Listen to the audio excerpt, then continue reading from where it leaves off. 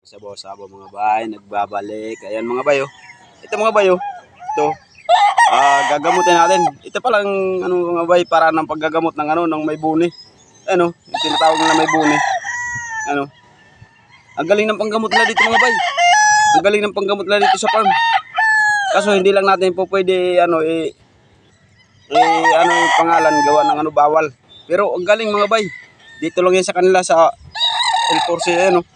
Ano mga bayo? Ano lang siya, cream.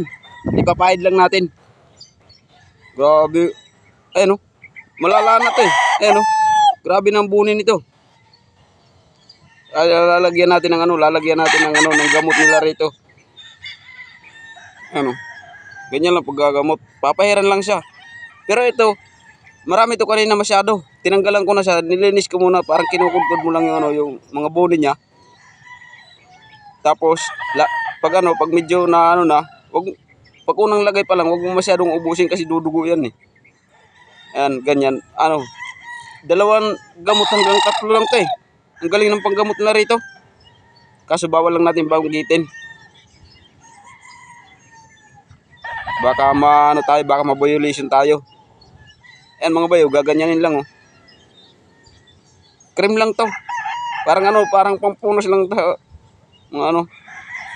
Ano, ipupunas mo lang siya. Ayan. Ganyan lang. Ang galing nito mga bay, 2-3 lagay lang, galing na. Ano? Ano siya sa mga kati-kati. Kati-kati buni. Ganyan. Ang galing nito. Gaganyan mo lang, parang anuhin mo lang siya. Nakakamatay ng ano to, mga bakterya man kasi siguro yung ano, yung buni na yan. Kaya ano, gaganyanin lang siya. Ayan oh. Ang ano pala nito, bawat umaga lang ang lagay nito. So ano, kahit umaga hapon, pwede naman daw siguro. Pwede naman daw. Pero ang inaano talaga, kaya medyo marami-rami kaming trabaho rito. Ano lang, bawat umaga lang. Pag may, ano na, ayan o, ano, matapang pa. Matapang ito mga bay, pero ano lang siya pag hinawakan. Gusto rin niya magpagamot eh. Ayan o, gustong-gusto niya pag ginagamot siya eh. Ayan o, pero sobrang tanda na ito mga bay. Ayan o, kwak to. Ang gandang klaseng manok. Hindi ko lang alam kung nanalo na to hindi. Bago lang kasi ako rito sa kanila yan oh. Ganyan lang. Gaganyanin mo lang siya. Ayan. Ano pag ano na, pero yung mata huwag mo lalagyan kasi ano parang maanghang to eh. Yan oh. Kung saan lang banda yung may ano, yung may bone, yun lang ang lalagyan mo. Ayan oh. Ayan oh, matapang oh. Nagagalit na kaya ano, naanghangan na siguro yan. Ayan o. Ala, nalagyan. Medyo na. Kailangan kasi pag unang lagay pa lang medyo dami-damihan mo. Pero pag pangalawa, pangatlo, medyo ano lang. Kumbaga, unti na lang. Ayan o, ganyan lang. Pati nga yung tenga o. Kailangan lalagyan mo rin pati tenga. Ayan o, ganyan lang.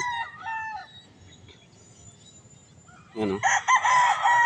Pero gandang manok kasi matanda na siya masyado. Nanalo na nga siguro to, hindi ko lang alam. Baka burgak to. Kaso kaya pinapagamot sa amin lahat ng may ano. Buti at na ano tayo na napagkatiwalaan tayo na maggamot ng ganitong buni. Ayan. Ano rin tayo, may pagkakataon din tayo na maggamot. Matututo rin tayo eh. Yung pinakamaganda rito. Kahit medyo trabaho, ganoon talaga pala sa manukan. Pero pag kahit makahawak man lang, kahit maggamot ka, makakahawak ka na ng ganitong klaseng manok, masaya ka na. Masaya na ako. Yan o. Ganyan o. Di ayos.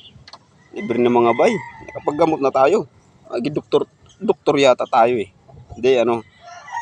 Pasalamat lang tayo at pinagkatiwalaan tayo. Ayan o. Bira lang to eh. Pagkatiwalaan ka ng paggamot. O, di ayos na. Ayan o, matapang o. Ang laki mga bay. Ang ganda ng katawan o. Ganda ng hipo. Oh. Matanda lang masyado. Ayan o. Ano na talaga o. Matanda na. Pero ganda ng katawan. Siguro nanalo na to eh. Ayan o. Kaso kaya nagkabuni lang siya. Ayan. Papagalingin na lang natin to. Update na lang tayo ulit mga bukas. Pag ano, kinabukasan, bawat umaga lang ang lagay nito eh. Pero pwede naman daw umaga hapon, kaso kapag medyo busy, bawat umaga na lang. Okay mga bahay, ganda daw.